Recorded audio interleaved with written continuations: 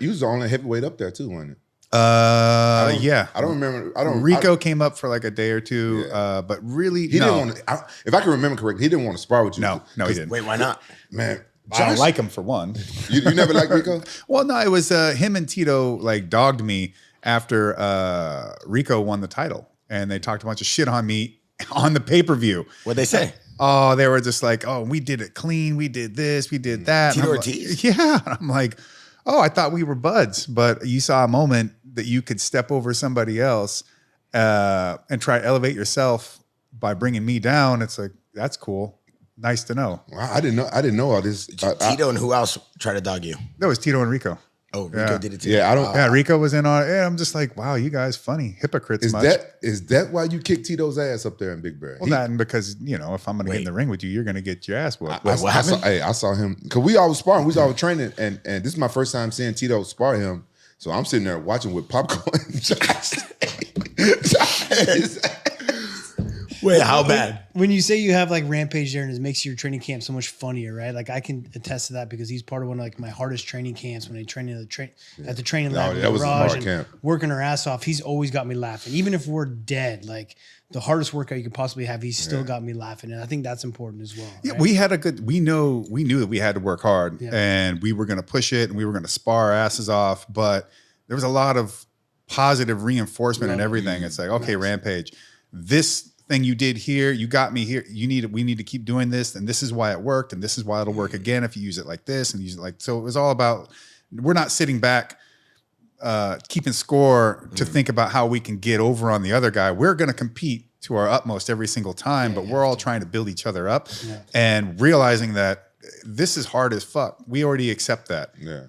But we didn't choose to do this because we just needed a buck. Yeah. There's other ways to make money, and we love doing this. And the camaraderie and the brotherhood of it all makes it that much more fulfilling and worthwhile. Yeah, that's my style. I have to laugh and joke around while I'm training. I train hard, but I have to joke around and laugh just so makes it a little bit easier. Yeah, it makes it easier for me. Yeah. Now a question for me: was Rampage part of your training camp for Couture? No. No, I was still living up in Washington. Oh, okay. That's a fight that obviously always. No, but my old student Reese Andy was. Okay. In Wyoming. Cool. Yeah. That was an amazing fight. Yeah. How old were you when you beat Couture? 24. I was the youngest UFC. I still am the youngest UFC heavyweight champion of all time. Sweet. But when I beat Couture, I was the youngest UFC champion of all time. Wow. And that stayed until John Jones beat me by like a couple months. No way. In age, yeah. Oh. And so now he's the youngest UFC champion, and I'm still the youngest UFC heavyweight champion of all time. And just by a couple months. Yeah, just by a couple months. And it's also funny because I used to train with Rampage and helped him prep for his, or not Rampage, sorry. I did used to train with Rampage, but I used to train with Couture as well. Because he'd come up and train under Maurice Smith, who was a training partner and coach of mine. And then we'd all train together. The Team Quest guys, Lin, Evan Tanner, rest in peace, Nate Quarry, they'd all come up and we'd all train together. In Washington? In Washington, yeah. And with Couture, it was prepping him against Peter Hizzo. We'd grapple and I'd always get him in a leg lock or something. I always get the submission. We'd wrestle hard and have good hard wrestling rounds. And we'd spar. We'd go all out, but but we were still pushing each other. We were good training partners, and Randy was really good in the room like that. Same with Linland. But in the fight, I'm just thinking, all right, he's totally not going to try and take this fight to the ground. He's going to try and keep it standing. He's been working a lot of stand-up. He fought Peter Hizzo on the feet mostly, fought Vitor. I'm expecting a brawl, a battle of striking.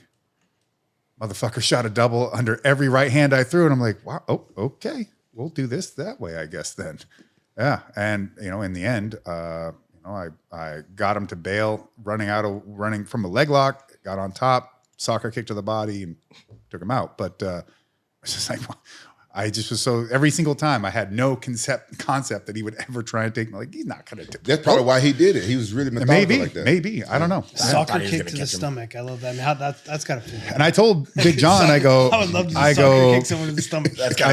Big John, because they had been made, soccer kicks to the head at that point were illegal. And so I just go, look, man, I'm going to throw a soccer kick in this fight if I get the chance, but I'm telling you it's at a legal target. Okay, you better I go, yep. I know what I'm doing. And as soon as I went after the leg, he bailed, came up on top, snapped him down, and he was trying to reach to get a single or something, and I had him head down, and I just angled off, soccer kick in the body. Then he rolled to his back, and then I just dove into the half guard and just went to work. Nice. Damn.